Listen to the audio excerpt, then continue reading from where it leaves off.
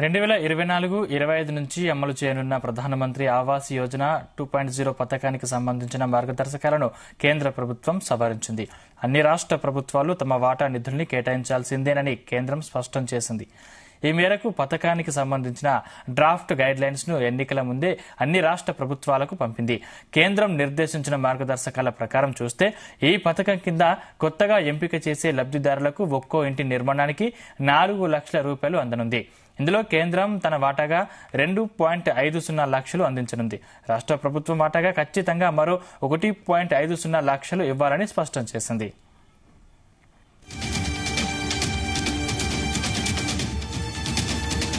సాంకేతికతను వినియోగించి రాష్ట్ర ప్రభుత్వం చేపట్టే నిర్మాణాలకు కేంద్రం అదనంగా మరికొంత సాయాన్ని అందించనుంది.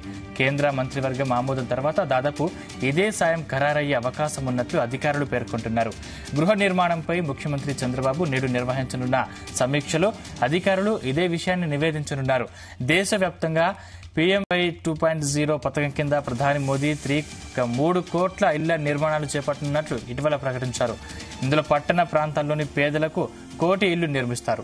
రాష్ట్రంలో పట్టణాభివృద్ధి సంస్థలోని పేదలకు ఈ పథకం వర్తించనుంది. ఆంధ్రప్రదేశ్లో 23 పట్టణాభివృద్ధి సంస్థలున్నాయి. ఇక్కడ పేదలకు ఒక్కో ఇంటి నిర్మాణానికి 4 లక్షలతో పాటు ఉపాధి హామీ పథకం కింద మరో 30,000 రూపాయలు అందనుంది.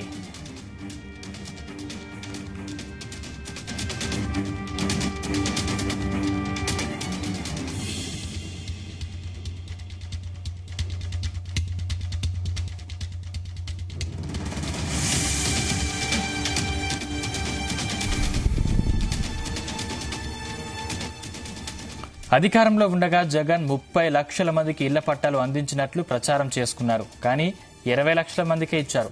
ఇందులో 18.64 లక్షల ఇళ్ల నిర్మాణాలను చేపట్టారు. అందులో 6.50 లక్షల ఇళ్లు పూర్తయ్యాయి. 4 లక్షల ఇళ్లు పునాది దశ కూడా దాటలేదు. మిగతావన్నీ వివిధ దశలో ఉన్నాయి. గతంలో పట్టణాలు, పట్టణాభివృద్ధి సంస్థలో ఒక్కో ఇంటి నిర్మాణానికి కేంద్రం 1.50 లక్షలు అందించింది. దీంతో పాటు పట్టణాభివృద్ధి సంస్థలో ఉపాధి హామీ పథకం కింద మరో 30,000 రూపాయలు ఇచ్చింది.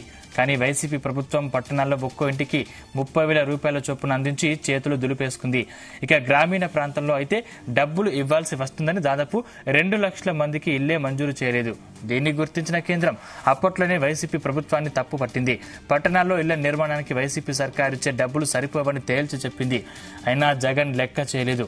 అంతేకాకుండా కేంద్రం గృహ నిర్మాణాల కోసం ఇచ్చిన 5,000 కోట్లను ఇతర వాటికి మళ్లించారు.